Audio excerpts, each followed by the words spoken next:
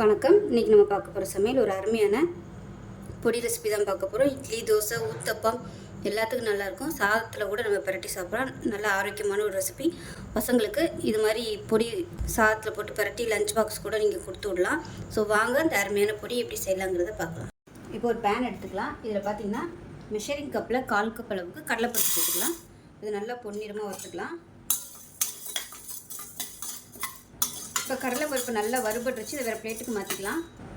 Measuring கப்பில் 1/4 cup அளவுக்கு உளுந்து சேர்த்துக்கலாம். இப்போ இதையும் நல்லா பொன்னிறமாக வறுத்துக்கலாம். இப்போ உளுந்து நல்லா வறுபட்டுருச்சு. இதை வேறு பிளேட்டுக்கு மாற்றிக்கலாம். மெஷரிங் கப்பில் 1/2 கப் அளவுக்கு பொட்டுக்கடலை சேர்த்துக்கலாம். இப்போ இதையும் நல்லா வறுத்துக்கலாம். இப்போ பொட்டுக்கடலையும் நல்லா வறுபட்டுருச்சு. வேறு பிளேட்டுக்கு மாற்றிக்கலாம். மெஷரிங் கப்பில் 1/2 கப் அளவுக்கு வேர்க்கடலை சேர்த்துக்கலாம். இது வறுக்காத வேர்க்கடலை நல்லா வறுத்து எடுத்துக்கலாம்.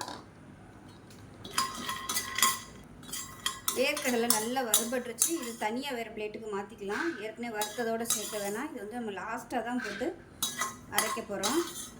அதனால் தனியாக வேற ஒரு பிளேட்டுக்கு வேர்க்கடலையை மட்டும் மாற்றிக்கலாம். இப்போ இதில் ஒரு கைப்பிடி அளவுக்கு கருவேப்பிலையில் சேர்த்துக்கலாம். இப்போ இதையும் நல்லா வறுத்துக்கலாம். இது கூடவே மிளகாய் சேர்த்துக்கலாம். இது கூடவே நான் ஒரு 15 வரமிளகாய் சேர்த்துருக்கேன். காரத்துக்கு ஏற்ற மாதிரி சேர்த்துக்கோங்க. இப்போ இதில் லைட்டாக ஒரு சொட்டு மட்டும் எண்ணெய் விட்டுக்கலாம். அந்த எண்ணெயிலே இது வந்து நம்ம எல்லாத்தையும் பிரட்டிக்கலாம். இது எல்லாமே வறுபட்டுருச்சு. இதை வேறு பிளேட்டுக்கு மாற்றிக்கலாம். இது கூடவே ஒரு 1/4 டீஸ்பூன் போல் சீரகம் லேசாக பரட்டிக்கலாம்.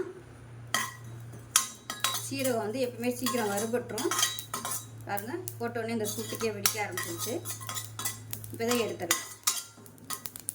இப்போ கடாயில் ஒரு 2 டீஸ்பூன் அளவுக்கு எண்ணெய் விட்டுக்கலாம். விட்டுட்டு பெருங்காயம் ஒரு 10 பீஸ் சின்ன சின்னதாக கட் பண்ணி வச்சுருக்கேன். அதை சேர்த்துக்கலாம். இது நல்லா பொரிய விட்டு எடுத்துக்கலாம். இந்த மாதிரி பொடி செய்யும்போது கட்டி பெருங்காயம் யூஸ் பண்ணுங்கள். நல்லா வாசனையாக இருக்கும். அது நல்லா பொரிஞ்சு கலர் மாதிரி வரட்டும்.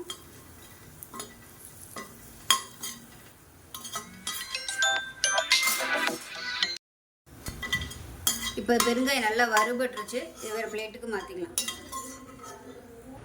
இப்போ இதில் ஒரு 5-6 பெரிய பல்லா பூண்டு எடுத்துருக்கேன். நச்சு வச்சுருக்கேன். அதை சேர்த்துக்கலாம். இது நல்லா மொறுமொறுன்னு வரணும். அந்தளவுக்கு வறுத்துக்கலாம். இப்போ பாருங்கள், பூண்டு நல்லா வறுபட்டுருச்சு. இந்த அளவுக்கு நல்லா வறுபடணும். இது வேறு பிளேட்டுக்கு மாற்றிக்கலாம். இப்போ பாருங்கள், பூண்டு வேர்க்கடலையும் வேறு பிளேட்டில் வச்சுருக்கேன். தனியாக இருக்கட்டும். இப்போ பாருங்கள், வறுத்து வச்சுருந்தது நல்லா அப்படியே மொறுமொறுன்னு வந்துருச்சு. இது அப்படியே மிக்ஸி ஜாருக்கு மாற்றிக்கலாம். வேர்க்கடலையும் பூண்டு மட்டும் தனியாக இருக்குது. ஃபஸ்ட்டு இது நம்ம அரைச்சிக்கலாம். அரைச்சிட்டு அதுக்கப்புறமா அதை லாஸ்ட்டாக சேர்த்துக்கலாம். இப்போ அரைச்சிட்டு வந்துட்டு பார்க்கலாம். இப்போ பாருங்கள், அரைச்சிட்டு வந்தாச்சு. இப்போ வேர்க்கடலையும் பூண்டும் வறுத்ததை சேர்த்துக்கலாம். வேர்க்கடலை வந்து தோல் எடுத்துகிட்டு வச்சுருக்கேன். அதை சேர்த்துக்கலாம். சேர்த்துட்டு இதையும் நல்லா அரைச்சிட்டு வந்துட்டு பார்க்கலாம். இப்போ பாருங்கள், நல்லா அரைச்சிட்டு வந்தாச்சு. இது ஒரு பவுலில் சேர்த்துக்கலாம். இப்போ நமக்கு அருமையான பொடி ரெடி ஆயிடுச்சு. இது இட்லி, தோசை எல்லாத்தையுமே சூப்பராக இருக்கும். சாதத்தில் கூட நீங்கள் நெய் விட்டு இல்லை நல்லெண்ணெய் விட்டு சாப்பிட்றதுக்கு அருமையாக இருக்கும். செஞ்சு பாருங்கள். செஞ்சு பார்த்துட்டு எப்படி வந்துச்சுங்கிறத சொல்லுங்கள். வீடியோ பிடிச்சுன்னா லைக் பண்ணுங்கள், கமெண்ட் பண்ணுங்கள், சேனலை சப்ஸ்கிரைப் பண்ணுங்கள், பக்கத்தில் உள்ள பெல் பட்டனையும் ப்ரெஸ் பண்ணுங்கள். நன்றி.